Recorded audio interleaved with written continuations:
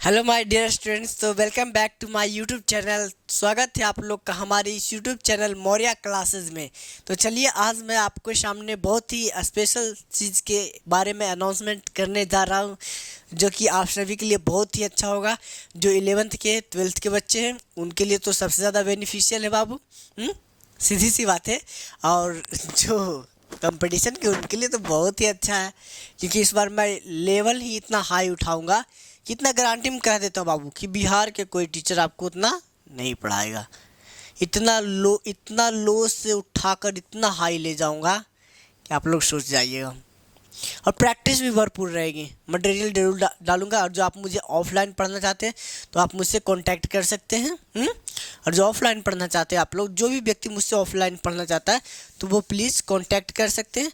आप मुझे नहीं होता तो इंस्टाग्राम पे आप मुझे अथी कर सकते हैं, मैसेज कर सकते हैं मौर्या फिटनेस से, या फिर फेसबुक, जहाँ से भी हो। अब वीडियोस की बात करें तो अब ये वीडियोस सभी जगह अप्लाई होगी। जैसे मैं आपको 2-3 आईडी बता देता हूँ, वहाँ से आप मुझे मैसेज कर सकते हैं। सी बात है कि सर मुझे पढ़ना, या फिर नंबर दे देता हूँ, आप लोग लिख लीजिएगा। व्हाट्सअप कर दीजिए, सीधी सी बात है। व्हाट्सअप, मेरे पास ये फ़ोन नंबर नहीं रहता है, व्हाट्सअप आप कर दीजिएगा तो आ जाएगा। 62 87 66 81 55, ये रहा नंबर। आप व्हाट्सअप पे इससे व्हाट्सअप कर दीजिएगा कि हाँ सर पढ़ना है, लिखना है, जो भी क्वेश्चन भी, डाउट भी, कुछ भी रहे तो आप इस पर व्हाट्सअप कर दीजिएगा। लेकिन हाँ, इस पर कॉल मेरे पास नहीं आएगा, कॉल किसी और के पास जाएगा, क्योंकि ये नंबर मेरे पास नहीं रहता है। सीधी सी बात है बाबू। ये हाँ, व्हाट्सअप रहेगा मेरे फ़ोन में लॉगिन, तो मैं रिप्लाई दे दूँगा। आप चाहे तो मुझे मौर्या फिटनेस से फॉलो कर सकते हैं। मौर्या फिटनेस से, या फिर मौर्य वंशी नीतीश कुशवाहा, आगे समझ सकते हैं। फेसबुक पे मौर्य वंशी नीतीश कुशवाहा से फॉलो कर सकते हैं।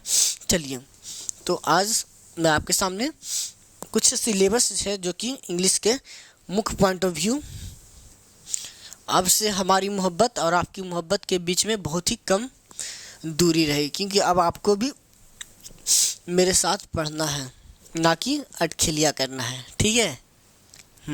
तो चलिए, आज मैं आपके सामने इंग्लिश है तो इंग्लिश के कुछ टॉपिक्स देखो। अब मैं आपके सामने फुल्ली जो भी पढ़ाऊंगा बाबू, वो नोट से पढ़ाऊंगा। देख लो, ये देखो, सीधी सी बात है, मैं अपने खुद के द्वारा तैयार कर रहा हूँ सब चीज़ बाबू। तो अब इससे एक बार पूरा पढ़ लिया तो सीधी सी बात है, आपको दोबारा किसी टीचर से पढ़ने की ज़रूरत नहीं होगी। इतना मैं हंस कर सकता हूँ बाबू। चलिए, तो सबसे पहले सिलेबस ही लिखाना है ना, तो सिलेबस ही लिखाना है, तो उसके लिए क्या टेंशन है। सबसे पहले सिलेबस, सबसे पहले टॉपिक का माँ सरस्वती का नाम लिखकर दे देते हैं, ताकि माँ सरस्वती हमारी मेहनत को समझे। इंग्लिश, उसके बाद चलिए इंग्लिश रहा, तो अब basic terms of English grammar. Grammar का अब पहले समझ लेते हैं। ठीक है, कॉन्सेप्ट से समझेंगे। CONCEPT कॉन्सेप्ट जो भी रहेगा वो मैं लिखाता जाऊंगा। कहता है बेसिक टर्म्स, क्या कहता है बाबू? Basic terms of English grammar, of English grammar. मतलब इस इंग्लिश को पढ़ने के लिए पहले कुछ शब्द होते हैं जो कि बेसिक टर्म्स होते हैं, उनको आपको पढ़ना बहुत ही ज़रूरी है। ठीक है, अरे ज़रूरी है। ठीक है, अस्थिर से पढ़ते जाओ ना, बाकी सब हम समझाएंगे ना जी। ये रहा मेरा सिलेबस से। दूसरा टॉपिक, दूसरा कॉन्सेप्ट में है बाबू, कॉन्सेप्ट नंबर सेकेंड CONCEPT। अरे नंबर नहीं देना, बाकी समझ जाना। कॉन्सेप्ट है बाबू दूसरा है हाउ टू रीड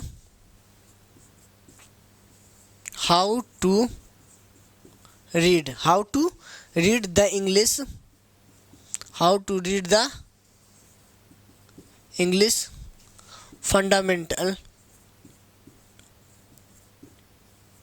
फंडामेंटल या फिर फाउंडेशन, FOUNDATION। क्या करा? How to read the English fundamental या फिर फाउंडेशन, मतलब आप फंडामेंटल इंग्लिश सीखिएगा, ना कि वो इंग्लिश जो आपको रट के कि यदि इफ के साथ ये आए, वो आता है, दिस आता है, डेट आता है, ये सब छोड़ दो, सीधी सी प्यार मोहब्बत में सीखो। प्यार मोहब्बत ही काम देगी, बाकी कुछ काम देगा नहीं, सीधी सी बात है। तो आप लोग ज़रूर सीखें। तो चलिए सबसे पहले मैं आपके सामने एक प्यारा सा शायरी बोल देता हूँ।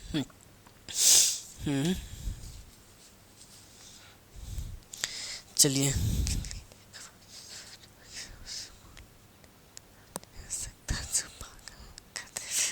चलिए, एक प्यार के ऊपर है, बहुत ही अच्छा सा है, ज़रूर समझिएगा। अब प्यार के ऊपर है, प्यार मोहब्बत गलत चीज़ नहीं है, सीधी सी बात है। हाँ, लेकिन करियर को छोड़कर प्यार करना ये गलत बात है। और जो प्यार करना है तो खुद के दम पे करो ना भाई, सीधी सी बात है। जिस दिन तुम बाप के पैसा उड़ाना बंद कर दिया, उस दिन तुम करो, तब तुमको समझ में आ जाएगा। और सीधी सी बात है, खुद के दम पे उछल रहे हैं अब, किसी के दम पे नहीं। समझ में आ रहा है? बाप के पैसा पे दम पे नहीं है वो उछलते हैं, खुद के दम पे। इसलिए घमंड है, गर्व है खुद पे। कहता है बाबू, चलिए एक प्यार के ऊपर है, बुरा नहीं मानिए।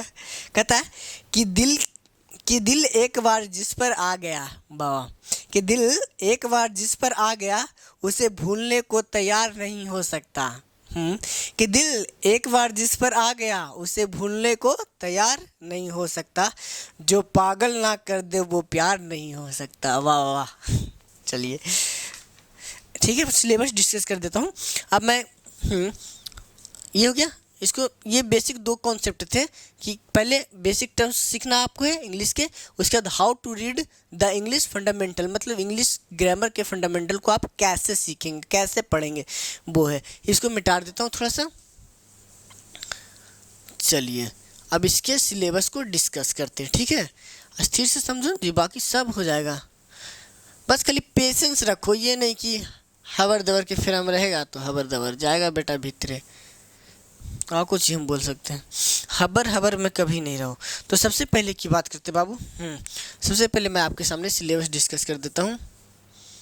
पहले लिख दिया पार्ट्स ऑफ स्पीच। क्या लिखे? Parts of speech. Parts of speech के ए में noun, B pronoun, C adjective, verb,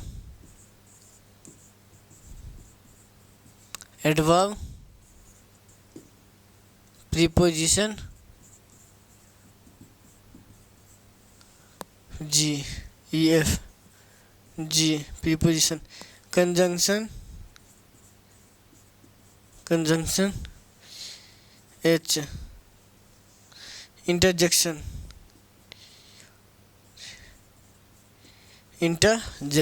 ये हो गया। ये 8 पार्ट्स ऑफ स्पीच हो गया। उसके बाद कहा जाए दूसरा में हुआ आर्टिकल, ARTICLE आर्टिकल।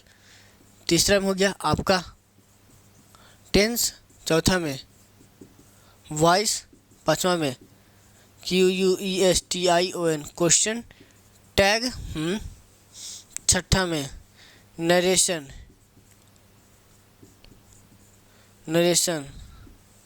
सातवां नरेशन भी हो गया बाबू। वर्ब में बताएंगे क्या क्या पढ़ना आगे। उसके बाद डिटर्मिनर्स, ये एडजेक्टिव में पढ़ा जाएगा, DETERMINERS डिटर्मिनर्स, ये एडजेक्टिव में पढ़ा दिया जाता है। उसके बाद क्या? Superfluous expression, SUPERFLUOUS superfluous, EXPRESSION superfluous expression. क्या बोले बाबू?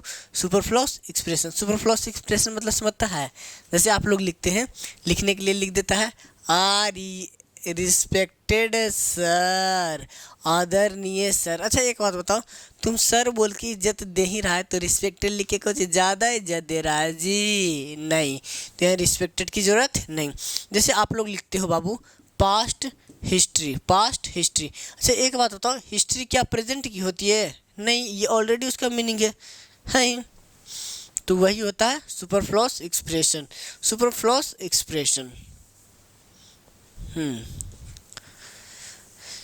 चलिए हो गया, सुपरफ्लूअस एक्सप्रेशन हो गया। उसके बाद हो गया word formation, formation of word मतलब नए नए शब्द का निर्माण।